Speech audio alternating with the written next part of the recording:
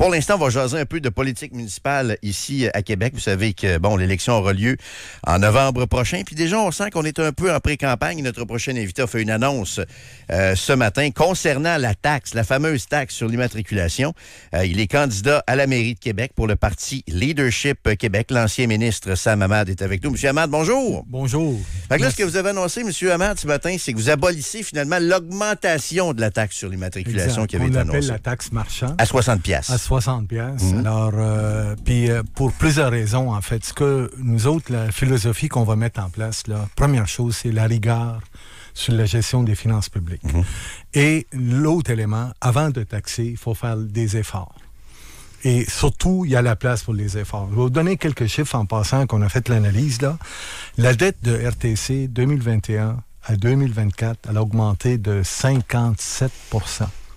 On est rendu à 160 quelques millions de dollars de dette. L'augmentation de toute la main-d'œuvre administrative depuis 4 ans a augmenté de 17 %. La grande surprise, d'ailleurs, vous l'avez dit déjà dans vos émissions, le nombre de chauffeurs a baissé de 53 chauffeurs sur 900 depuis 4 ans. Oui.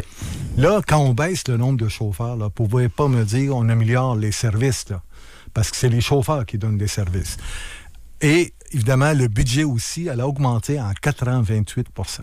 Donc, on voit là qu'il y a une augmentation de déficit de dette, il y a une augmentation de dépenses, puis les services sont en diminution enseignant, où il peut y avoir quelques services augmentés. Il faut le faire. Parce que là, c'est intéressant comme annonce ce matin. D'ailleurs, je suis surpris. Il me semble que j'aurais sorti ça pendant la campagne, moi. Oui, pour, mais bon. Oui, vous avez d'autres choses, j'imagine, pour la campagne et tout ça qui s'en vient? En fait, on va concentrer la campagne sur plusieurs éléments. La gestion financière de la ville, là, ça va être important. Vous allez en parler, mais c'est une belle annonce. Je pense que ça parle à bien des citoyens qu'on enlève l'augmentation de 60 piastres, mais donnez-nous la mathématique de ça, parce que ce que vous nous dites, dans le fond, c'est que il aurait fallu couper ailleurs. Vous parlez de la dette et tout ça, vous parlez du nombre de chauffeurs qui a diminué, mais on fait quoi là, pour essayer de compenser tout ça? Là? Premier exemple, on s'est vanté qu'on a eu un surplus. Le surplus qu'on a eu, ils ont gagné au bingo en passant. Pourquoi? Parce qu'il n'y a aucun élément dans ce surplus vient d'une gestion financière. C'est tous des exemples. L'augmentation de la taxe de bienvenue. Ça, c'était un surplus qui n'attendait pas. Vente de propriétés. Les galeries de la capitale, entre autres. Les galeries de la capitale qui étaient vendues. Alors, donc là, on regarde, il y a 18 millions. Pour combler, en passant, la majorité de cette partie-là, c'est pour combler la dette. Le déficit, plutôt. Mais le maire disait que c'est pour des nouveaux services. Bien, c'est clair, dans les chiffres, là, il y avait 9 millions qui allaient au déficit, puis il y a 9 millions pour les services. Dans le 9 millions, il y a 6 millions pour un vélo. Comment on fait maintenant? On regarde, en passant la ville aussi, la ville, normalement, dans ses budgets, il y a une quote-part. Ça veut dire le montant que la ville donne à RTC. En général, le quote-part des 3 villes, 170 millions à peu près. Je ne vais pas mettre trop de chiffres, mais juste donner l'image. Mais quand il y a une augmentation, la ville prévoit l'augmentation aussi dans son budget. En 2025, la ville a mis 0. Pourquoi? Parce qu'elle prend les taxes des citoyens pour payer sa contribution à RTC. Ça, c'est 10 points quelques millions qui ne l'ont pas mis dans le budget. Puis en même temps, on fait des surplus. On a analysé le budget de RTC. En passant, analyser le budget de RTC, c'est de l'ouvrage. Il est opaque. Il est difficile. Le budget de la ville, chapeau. Pas disponible, ça, le budget? Oui, et les rapports financiers sont disponibles. Je vous inviterai à regarder quelque part. J'allais dormir vite. OK. Et si on prend les budgets de la ville, les rapports financiers de la Ville de Québec sont très transparents. Ça, en passant, il faut donner ça à Régis. Mais pas le RTC. Non, pas le RTC. Puis en plus, il y a une organisation à côté qui s'appelle Capital Mobilité. Je connaissais pas ça. Oui, tu viens d'entendre. En passant, c'est eux autres qui gèrent la vélo. OK.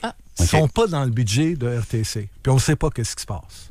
Puis là, on dit qu'on donne 6 millions à ce monde-là.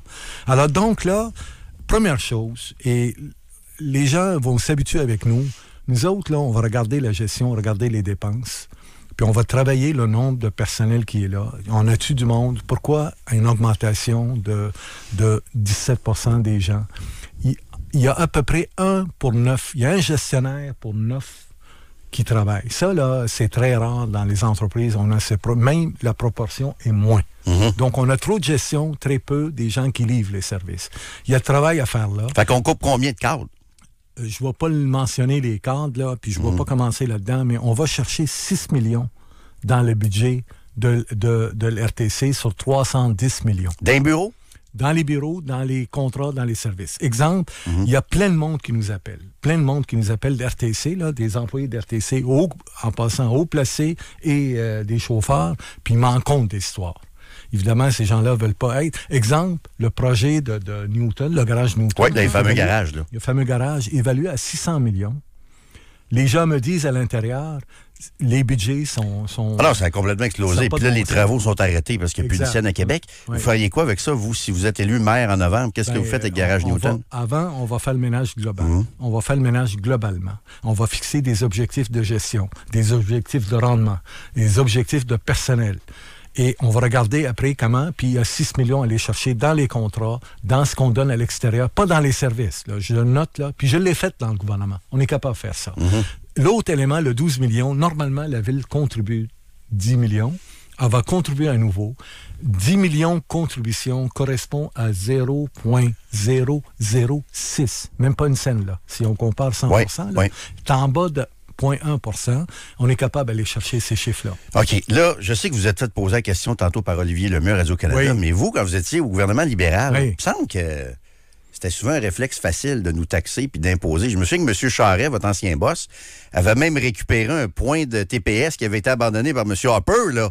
Je sais que tantôt, vous n'aimiez pas ça faire poser la question, mais tantôt, à l'époque, vous étiez d'une gang qui aimait ça taxer Landry, aussi. C'est bon, bien essayé. Je vais te dire, la conférence de presse tantôt était à l'extérieur. Ouais. Il y a des micros, il fallait que je parle un peu plus fort pour que les gens m'entendent. Mais la taxe, on est allé chercher, M. Harper, là, on n'a pas gagné grand, on a perdu après. Le peuple nous a rendu, puis a dit, hey, là, arrête. Fait que vous avez compris le message, là, pas trop de taxes. Mais, par contre, parce qu'on peut parler des affaires de même, mais il y a d'autres affaires à parler. On a sorti avec un surplus de 7 milliards. Ça, c'est le gouvernement Couillard. Avec M. Létard. Président du Conseil de Trésor. Il n'y a pas juste... En passant, un budget, là, se fait à deux. Là. Il y a le ministre des Finances que, lui, regarde les revenus, mais il y a le Conseil de Trésor qui regarde les dépenses. Alors, j'étais au Trésor, puis on a travaillé fort pour aller chercher ces surplus-là. Je l'ai fait dans 7 ministères-là. Je sais comment ça marche. Des fois, là, on va vous donner un truc, tu arrives, tu dis, on va couper. Première coupure qui vous suggère, c'est où, vous pensez? C'est dans les services. Oui. Pour faire mal puis reculer. Non, ça, j'ai connu ça. Moi, c'est dans la bureaucratie que j'aimerais ça. Dans les bureaux. Tu sais, du monde, là, la carte magnétique ne marche plus. Là. Tu sers à rien, terminé. Je vais vous donner un exemple. Il y a 500 personnes professionnelles, cadres et contremaîtres à RTC. Il y a 900 chauffeurs d'autobus. Faites le calcul. Ben, c'est ça, mais combien on en coupe?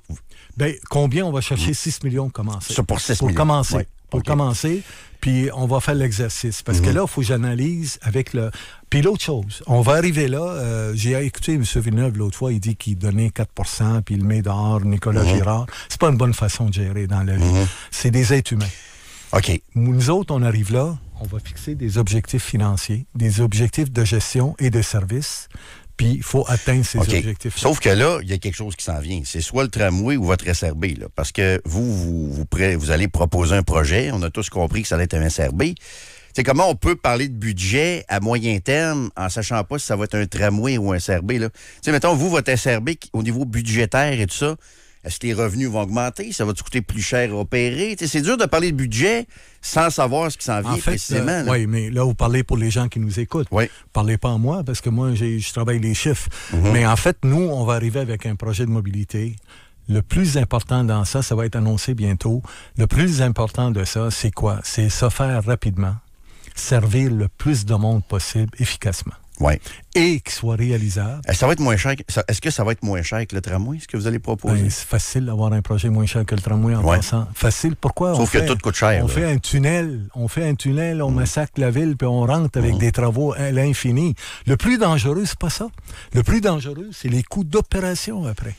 C'est là le citoyen paye. Ben c'est ça. Vous, votre projet, est-ce qu'il va être moins cher à opérer que le tramway? Ben, on n'a pas le choix. On n'a pas le choix. Il faut avoir des dossiers qu'on va... Pourquoi? Parce que si on augmente les déficits... L'autre élément, là, moi, je viens de comprendre pourquoi le maire Marchand est nerveux pour la décote de la ville. Quand la dette augmente d'une façon incroyable, ben c'est un signal d'alarme. Pensez-vous qu'on est menacé d'être décoté à Québec comme le gouvernement du Québec? Il y a une possibilité. Jusqu'à quel point? À quel point, je ne peux pas le mettre, quel point je ne suis pas à leur place. Mais parce que... Première chose, les villes sont liées directement au code de crédit du gouvernement du Québec. Ça, là, il y a un lien direct. Donc là, il y a une question d'inquiétude. Mais la deuxième, les bureaux de crédit vont regarder votre dette. S'ils voient votre dette elle a augmenté d'une façon incroyable, ils vont dire, là, qu'est-ce qui se passe, là? Ta gestion est où, là? Et parce que la cote de crédit, c'est sur la gestion, sur les dépenses, sur le contrôle des dépenses et la dette, entre autres. Oui. Donc, c'est ça qui est indicateur. OK. Pour finir sur le 60$ que vous avez annoncé ce matin, là, me le jurez-vous là, que ça va arriver parce que, tu sais, des fois, puis je veux pas vous mêler à ça, mais tu sais, je me suis encore de Jean Chrétien qui avait dit, moi, scraper ça, la TPS, moi. Jamais scraper la TPS, là. Parce que quand il y a des revenus qui entrent, ben, les gouvernements deviennent vite accros à ça. Là, vous nous le jurez, là, que vous allez retirer cette augmentation. Moi, M. Landry, je m'en vais en politique actuellement. Je retourne à la mairie de Québec. J'ai pas parce que j'ai besoin d'une job. J'ai pas besoin de médaille. J'ai pas besoin de reconnaissance. Je magane ma vie actuellement en allant là parce que je m'en vais avec conviction.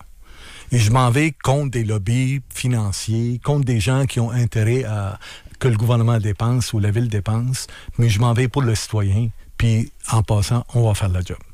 Et l'avantage, j'ai assez d'expérience pour jouer dans les chiffres, puis comprendre les états financiers, puis comment faire des coupures, puis comment gérer mieux. Ce qu'on veut, là, le mot coupure à la fin, mais il faut gérer avec rigueur. Les citoyens, là, je les vois, là. Moisson au Québec sont rendus à 92 000 familles qui reçoivent des repas. Là. 92 000. Les gens se promènent dans la rue, ne se font pas toutes des grands moyens. Ouais. Puis je pense qu'on a un devoir à faire, puis revenir sur terre. OK. Qu'est-ce que vous pensez, parce que là, vous parlez de couper tout ça, mais qu'est-ce que vous pensez de la stratégie de Mark Carney? Parce que là, les libéraux, eux autres, ils disent, non, nous autres, on va investir. Moi, je pense que c'est dépenser, mais eux autres, ils appellent ça investir pour faire rouler l'économie. Donc, des projets, eux autres, je pense qu'ils vont être très contents là, de dépenser dans le tramway et tout ça. Comment vous allez concilier tout ça, là? En fait, ils vont investir.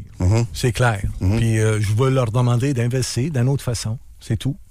Puis moi, je suis la philosophie. Tantôt, vous écoutez, là, vous parlez de c'est quoi le centre-droite, là? Oui, avec Alex Boissonneau. Oui, avec M. Boissonneau. C'est un gars de centre, Boissonneau, là, je pense. Alors, moi, je pense que ça a toujours été ma ligne directrice, puis dans les gouvernements, on a fait ça. Il faut créer la richesse pour mieux la partager. Des fois, si on peut faire des programmes qui nous aident à créer la richesse, c'est une bonne chose. Ce qu'il faut faire à la Ville de Québec. C'est-à-dire quoi? Ça veut dire qu'il faut le développement économique soit plus fort encore, davantage, ce qu'on n'a pas maintenant. Tu sais, on fait un voyage au Texas, puis on revient, on dit, je devrais faire une ligne téléphonique pour que les gens répondent. C'est comme l'étiquette, là. Il faut appeler pour réserver, là. C'est un scandale, ça. C'est un honte, là. Appeler, puis déplacer en auto. Les billets d'autobus gratuits. Les billets d'autobus gratuits, puis se déplacer en auto, puis aller là à telle heure. Puis là, à telle heure, tu vas arriver. Si t'arrives pas, mais là, je travaille, j'ai des enfants à porter à la garderie. Écoute, ça, là, c'est ça, la bureaucratie, là. Donc, il faut investir pour développer puis un rendement. Comme les voyages. Ouais. Les voyages, là, si on fait des voyages, il faut qu'il y ait un rendement. Si on fait un voyage, prendre un verre de vin à Bordeaux, mais l'acheter à Saint-Jean. Mais ça, M. Labaume nous avait dit ça aussi. Moi, il a voyagé moins. Il est allé pas mal, pareil, Régis, là, en Europe. Mais en tout cas, moi honnêtement, là, toutes ces villes-là, j'ai déjà visité. OK, pas besoin de... Puis mon vin Bordeaux, je l'achète à sac. Puis, tu sais, je suis bien content. OK. Allez-vous rencontrer prochainement, ou c'est peut-être déjà fait, Joël Lightbound? Parce que Joël Lightbound... Lui, c'est le député de Louis Hébert. Ça, c'était votre comté version provinciale, Louis Hébert. J'imagine que vous le connaissez très bien. Oui. Allez-vous le rencontrer prochainement? Comment vous pourriez travailler avec l'homme fort maintenant du fédéral à Québec? Joël, je l'ai connu quand il était un jeune ambitieux. Il aime la politique. Il était impliqué dans mon comté en 2003. Ah oui? Oui. Et donc, puis après ça, il est parti faire ses études, puis tout ça. C'est un jeune qui a toujours aimé la politique, puis c'est un bon politicien. C'est un bon gars. Puis il travaille son comté, et je suis content pour lui. Je l'ai félicité. Je vais jaser avec, évidemment. Il va-tu être bon pour nous autres? Il va-tu être payant pour la région de Québec? Ben, il n'y a pas le choix. On va le pousser. Si on est là au gouvernement, si on est là à la Ville de Québec, ben, on n'a pas le choix de travailler avec les ministres et les pousser pour comprendre une chose. Il faut travailler pour Québec. Pas travailler pour Ottawa. Ouais. Travailler pour Québec, pas au Parlement. Travailler à Québec. Le TGV, Québec-Windsor, croyez-vous à ça? Je l'ai cru avant en passant. Et c'est un bon projet de transport important. Des grosses dépenses, par exemple. C'est des dépenses, c'est sûr. Mais je laisserai le fédéral mesurer. Là, attendons. Donnez la chance à M. Carney voir son budget. Moi, je suis convaincu qu'il va... Il faut attendre pour le budget, par contre. Ça sera pas avant cet été. J'ai vu ça. Donnons-lui la chance. Donnons-lui la chance. Puis, tu sais, on peut le juger aujourd'hui, mais on ne juge sur rien. Moi, je trouve qu'il a fait une bonne visite quand même à Washington. Je pense qu'il a bien fait. Il n'y avait rien à retirer là, pour le moment. Tu ne peux pas scorer. Tu es juste première période. Là. Il faut donner le temps. Pas une rencontre. Là, exact. Ouais. Alors, on parle de rencontre avec M. Trump. Alors, voilà. OK. J'ai hâte de voir avec M. Lightbound. Vous dites on depuis tantôt. Ça va être quoi votre équipe, M. Ahmad? Ça va être une équipe composée des femmes ambitieuses, des hommes aussi qui veulent servir leur ville. Allez-vous en présenter bientôt? Oui. Oui, bientôt, on va commencer. On va en avoir plusieurs.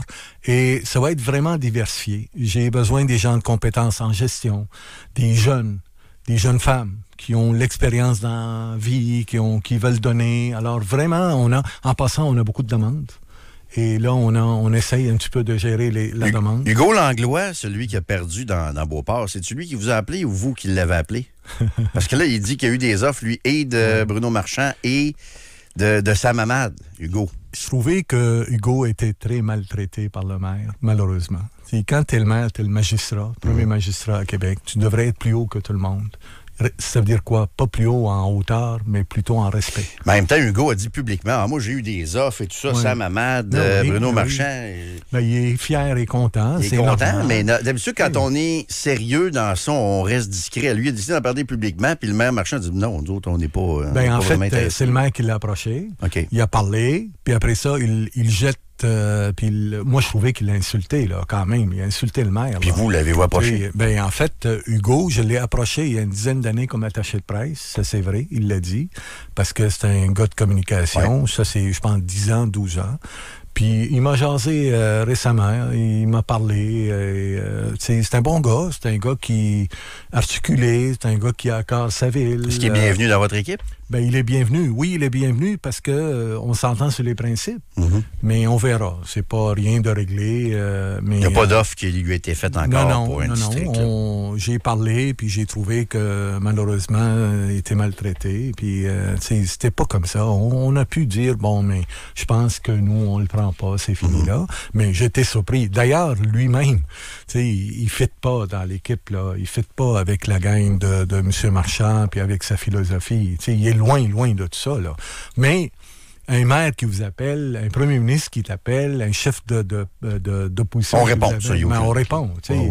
Moi, il y a du monde qui m'ont appelé avant ici pour d'autres postes, puis tu réponds, tu les rencontres. C'est un minimum de politesse. Là. Avant de vous laisser aller, M. Ahmad, les oppositions vous ont comme accusé d'aller au golf. Et tout ça, je pense que c'est Claude Villeneuve qui disait ça. Puis moi, de vous puis moi, là, avec la carrière que vous avez eue, moi, je serai au golf. Mais ça vous regarde. Là.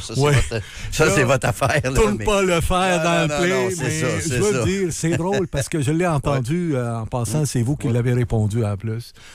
D'abord, M. Villeneuve, il sort souvent, il me frappe à gauche, à droite. J'ai pas envie de jouer cette game-là avec lui.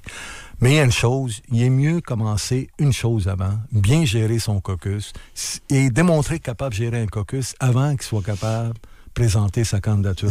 Pauvre petit, ça fait pitié un peu, il perd du monde à gauche, à droite, puis il pense que lui, il possède tout le monde, malheureusement. Puis au golf, j'ai pas joué, puis j'ai pas l'intention de jouer de c'est ça. Mais même pas,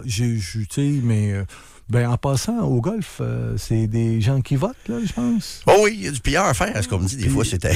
tu t'en vas sur le terrain, tu vas rencontrer le monde, tu rencontres une centaine de puis moi, j'ai rien contre ça. Là. Oui, moi, j'ai rien contre ça. Puis moi, dans le fond, ce que je voulais savoir de vous, c'est que est-ce que vous allez faire des annonces comme celle de ce matin? Allez-vous faire ça régulièrement? C'est-tu... Oui. Y a-tu un plan de conférence de presse comme ça régulière? On a un plan et ça va être régulièrement. OK. Jusqu'à Saint-Jean. On va faire on est prêt. On a plusieurs annonces. Programme, il n'y aura pas autant parce que là, l'élection est dans 5 mois et demi. Mais il va y avoir quelques points importants, comme par exemple la mobilité. La mobilité, on pense qu'on va sortir bientôt pour expliquer notre projet clairement. Qu'est-ce qu'on fait, pourquoi on s'en va et pourquoi qu'on le fait. Le fameux SRB. c'est SRB, je sais pas trop. Il y a plein de noms en passant.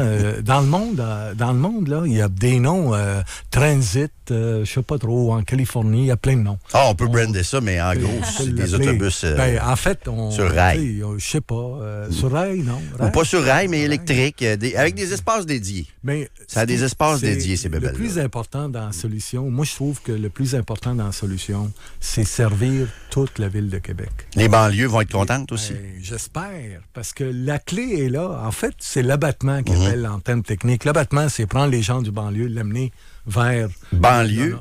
Banlieue, je parle de Val-Bélair, je parle de Charlebourg. Lévis aussi, c'est la plus grosse banlieue de Québec, ça, Lévis. Là. Oui, mais ma priorité, c'est la ville de Québec. Okay. Si les autres veulent venir, avec plaisir, on va les accueillir. Mais si on veut régler le problème de congestion, il va falloir que la plus grande banlieue de Québec soit capable de venir à Québec. Tu l'appelles banlieue, Lévis. C'est la plus grosse banlieue de Québec, à tout respect. Là. Lévis avec j'adore Lévis, mais il faut être réaliste. Je veux dire, c'est la plus grosse banlieue de Québec, Lévis. En passant, stratégiquement parlant, pour l'intérêt de la région, Lévis et Québec devraient être deux associés solides ensemble à tous les niveaux. Mais pas une ville. Une ville, on verra avec les gens, mais il faut travailler ensemble. En termes de transport, c'est la première priorité de coordination entre les deux. Deuxième priorité, c'est l'économie. Avez-vous commencé des réunions avec Steven Blaney là-dessus? Steven, je le connais depuis 30 ans en passant avant qu'il soit ministre. On a travaillé à la même place. C'est un ingénieur, lui aussi. Oui, c'est un ingénieur, Steven. C'est un bon gars, Steven. Et on a déjà jasé 1 an à peu près ensemble. OK. Et, moi, ma priorité, c'est travailler avec la ville de Lévis, pas être contre, puis avoir... Puis imaginez, là, Lévis, Québec ensemble, voyez le poids politique dans la région. Oui. Et ça représenterait au moins 12 à 13, 14 députés, puis au moins 2 ministres. Mais c'est pour ça que ce serait un message fort, je trouve, d'arriver avec un SRB qui inclut Lévis aussi, parce que c'est un des problèmes du tramway actuel. Là. Puis, dans l'étude de la Caisse, en passant, il parlait de SRB de Lévis. Oui. Il parlait, puis il y a les tracés, sont là, tout est là. Puis la connexion avec la Ville de Québec se fait très bien. OK. Bien, M. Hamad, merci d'être passé. Toujours le bienvenu. Je rappelle aux gens que le maire Marchand va être avec nous la semaine prochaine également. Donc, vous allez entendre pas mal tout le monde, je vous dirais, d'ici à la fin de la campagne. Merci beaucoup d'être passé, Sam Hamad. Merci beaucoup. Merci d'avoir accepté. Sam Hamad, candidat à la mairie de Québec.